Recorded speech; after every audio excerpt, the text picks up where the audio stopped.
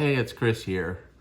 By now, I imagine many people are hearing about the breaking scandal with Mark Robinson, the Republican candidate for governor and current lieutenant governor in North Carolina. I want to talk a little bit about this case because I've got to the point where it seems like it's been well sourced enough with CNN providing a lot of documentation and further reporting now, further things coming out from other news outlets like Politico. And no matter what we might think about the bias or the leanings of these organizations, they are sourcing and documenting what they're alleging quite significantly. So we want to talk a little bit about this. If you're watching because somebody shared this video with you, I appreciate it. Please join the community and comment below if you just stumbled across it because for some reason the thumbnail or whatever appealed to you. Again, we want you to participate, to comment, to be part of it, and if it's helpful, useful video, please share it with others. So anyway, so what we have is very controversial already lieutenant governor who is known for making very caustic statements. In the Bible terms, a reviler. And he's already had this history, and this very controversial history now comes to light, where he was posting on porn websites things like that he's a black Nazi, that he prefers Hitler to the current leadership in Washington. I saw some things that they pulled up where he talked about an affinity for the KKK, but he can't join because he's black, that he would own slaves if he could. I've heard other statements where he doesn't think women should have the right to vote.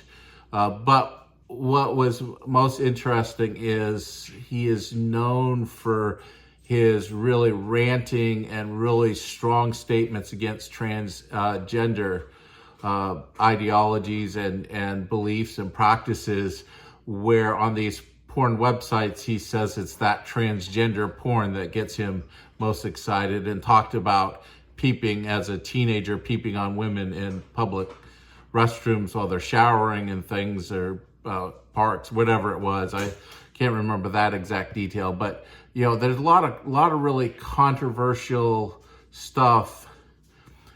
But as I was reading it, first my heart really sank. This is somebody that is really caught up in the pit and the mire of addiction. He is wrapped up into something that seems to be controlling his life. He was, I guess, previous reported had revealed that he had frequented these porn shops and was watching porn videos and even order pizza and bring in all these things. That, like, pornography is really, in some ways, maybe just taken over his life, and this kind of addiction. And with this kind of addiction, there is a lot of shame, there's a lot of self-loathing, and there's a lot of hatred, and it often works out in reviling others for being that very thing that you feel is causing you to stumble. And I've seen this work out in one many years ago. I was in a church, newly in ministry. This is probably 30 some years ago. And I was an assistant pastor and administrator of the Christian school. And one of the things I realized as I was working with the senior pastor, that he would have these uncontrolled fits of rage, that he'd have this contempt, he'd have this reviling. And a lot of times on Sundays, he'd go out of his way to make all these statements just against homosexuality, and how much he despised people that were homosexuals, and that they were destroying the country and all those kinds of things. And so these rages really troubled me. And sometimes these rants that he would go on in services, and then also have church services where, like 4th of July, where we'd say the Pledge of Allegiance to the United States and sing patriotic hymns, and it was all kind of this God and country fundamental Baptist church, King James only, all that. Well, 4 years after I left the church, and I talked to him about some of the things that were going on, and his exact quote is, "I don't care what the Bible says. This is the way we're going to do things." And at that point, I knew I couldn't be in a church where the senior pastor says, "I don't care what the Bible says, and we're going to do what we're going to do no matter what."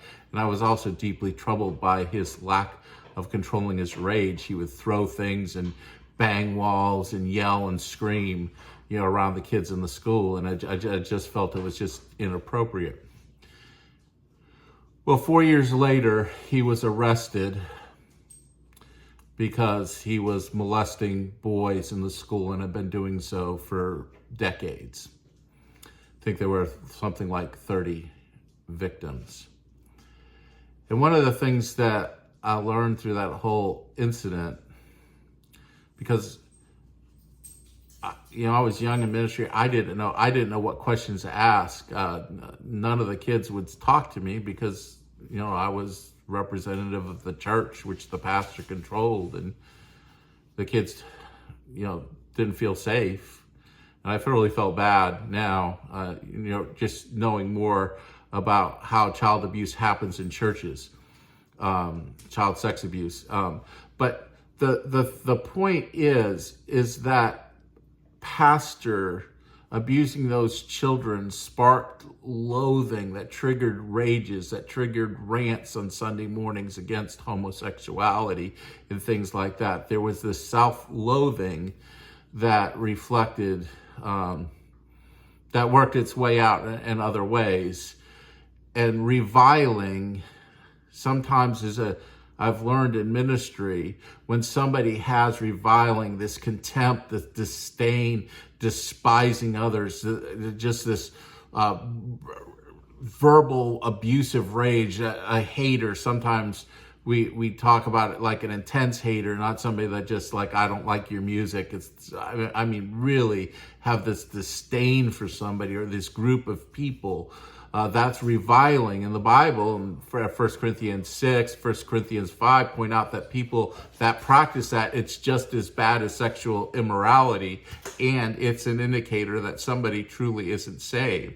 And so you see Mark Robinson. I thought he was a pastor as well, because I've seen virtually all the videos I had seen of him prior were him preaching and speaking and saying controversial things in churches.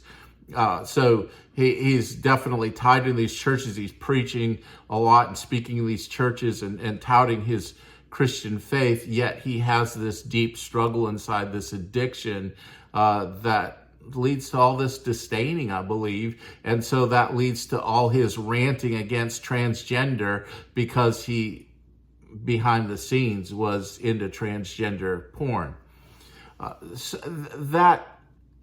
Really is something we need to think about as Christians, is to recognize that some of these people that really step into public life may be masking things on their own. And what I begin to be masking some deep-seated issues, hiding behind politics, and to hide some really troubling issues. What I noticed was that he became, I guess, internet famous in 2018 because of some speech he made about guns in some city council meeting. And that propelled him to lieutenant governorship. People not really fully vetting his life. And this is the point I want to make in a future video. I think what we need to do as Christians, we need to start having this conversation about the importance of the character and integrity, the decency and honor of the candidates that we as Christians support. To me, it's not so much, they could be agnostic or Jewish or Hindu or whatever, and show this character and integrity, decency and honor, and be more worthy to serve an elected office than somebody that's running around saying they're a Christian and they have none. And I do think that needs to be some more vetting. And I want to say that talk about that more in another video. But in this video, what I just want to try to communicate and how that we could have a discussion about is that these character issues are always going to work its way out in a negative way. Jesus said, a bad tree cannot bear good fruit. When the tree is bad, the fruit is bad. When we have a tree that is rotten at its core, it cannot produce anything healthy and good. And I think we as Christians, we need to start recognizing that both in our churches and in, you know, in who we vote to into office, is to recognize the importance of character. Because I think we've kind of lost sight of that. And this just isn't in politics, this is in churches as well. Because you'll see time and time again, if somebody's extremely popular, they're a mega church pastor, they have massive media ministry, and they begin to reveal themselves with serious character deficits that disqualify them from church leadership, Christians will often overlook that and say, but they're doing so many good things for God's kingdom. You know, we've got to overlook these things and just continue to support them because look at how popular they are. Look how their books sell. Look how many people watch them online. But the reality is a bad tree cannot bear good fruit. And I think we as Christians, we need to start having more of a conversation about that, both in the leadership, particularly in the evangelical movement, but also who we would support as political candidates, and look to that indicator of reviling and how they speak and treat and talk about others as an indicator that something more deeply troubling may be going on in their life. Just something to think about. Thanks for watching. God bless.